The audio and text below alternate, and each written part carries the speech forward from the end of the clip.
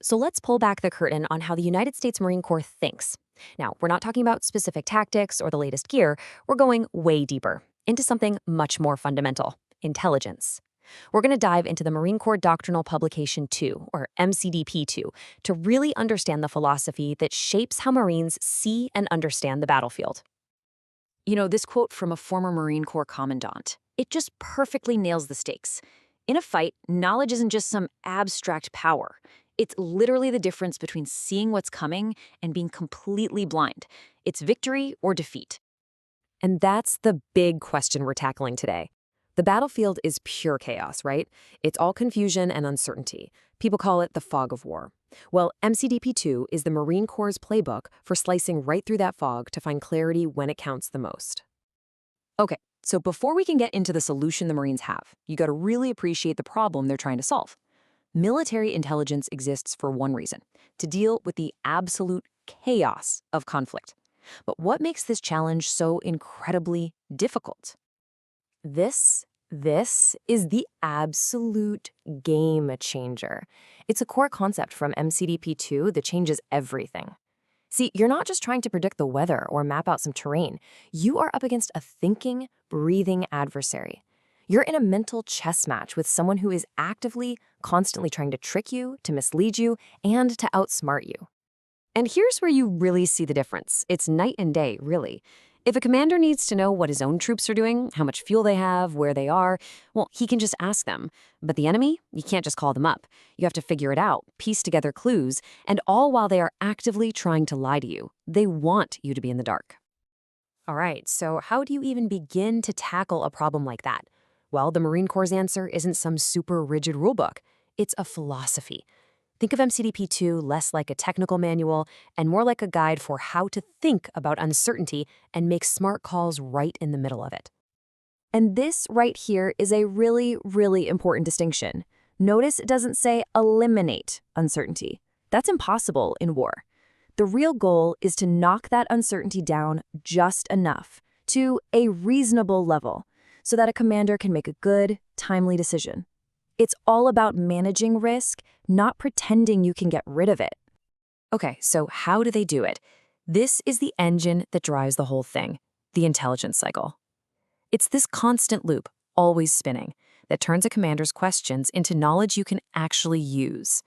It starts with what the commander needs to know, goes out to collect the raw data, analyzes it, and then feeds it right back into the decision-making process. To really get what makes the Marine Corps' approach so effective, you've got to wrap your head around three big mindset shifts about what intelligence really is and what it isn't. Mindset shift number one, and this is probably the biggest one. Intelligence is not the same thing as information. Look, we are drowning in data these days, but the Marines are crystal clear on this. A mountain of raw facts is totally useless by itself.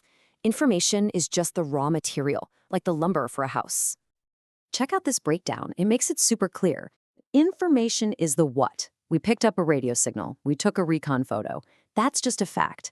Intelligence is the so what. It's the analysis that connects the dots and tells you what that fact means. It's the step that turns a pile of data into a winning edge. The second shift, it totally busts that old spy in the shadows myth. In the Marine Corps, intelligence isn't just the job of a few specialists huddled in a dark tent. Nope, it's driven by the commander. And honestly, it's the responsibility of every single Marine. Anyone on that battlefield can be a source of a crucial piece of the puzzle. And the last big shift is this. Intelligence is all about making estimates, not predictions. It's not a crystal ball. Its job is to map out the possibilities for the commander. Here's what we think the enemy will probably do, and here's the most dangerous thing they could do. That way, the commander can make an informed bet and accept the risks. And the famous military thinker Karl von Clausewitz said it best. The entire system is built with the understanding that the information coming in is going to be messy, it's going to be incomplete, a lot of it will even be flat out wrong. The real skill is finding that sliver of truth hiding in all that noise. Okay, so theory is great and all, right? But how does this philosophy actually play out on the battlefield? Where's the payoff? Let's look at how this way of thinking actually gives Marines a winning edge when it matters. Let's take a trip back to World War II, to the island of Tinian. This was a hugely important target for the US, but there was a big problem. A direct assault on the main beaches, which were heavily defended, would have been an absolute bloodbath. And this is where intelligence just flipped the whole script. Instead of just accepting a costly frontal attack, analysts dug deeper. They found a critical vulnerability: two tiny little beaches on the other side of the island that the enemy thought were impossible to land on. So the whole plan changed. They'd fake an attack on the main beach and hit the enemy where they least expected it. So what happened? The result was, well, it was a total shock to the defenders. The Marines stormed ashore with almost no casualties. It was so successful that Admiral Spruance called it a masterpiece, and it was all because smart intelligence work drove the entire operation from the very beginning. All right, let's jump forward in time to 1991, Operation Desert Storm. Here we see how intelligence isn't just for planning before a battle, but for adapting during one. Now, heading into the war, the plan was pretty cautious. U.S. commanders respected the supposed strength of the Iraqi army. But then, an early battle at a place called Al-Khafji happened, and the intelligence analysis from that fight revealed something huge. The Iraqi army was a paper tiger. They were poorly coordinated, and their morale was terrible. That new insight changed everything, allowing commanders to ditch the cautious plan and go for a much bolder, simultaneous assault that just shattered the enemy defenses. So, we've looked at the philosophy, we've seen it in action. What's the one big thing you absolutely have to take away from all this? What's the core lesson from the Marine Corps' entire philosophy of intelligence?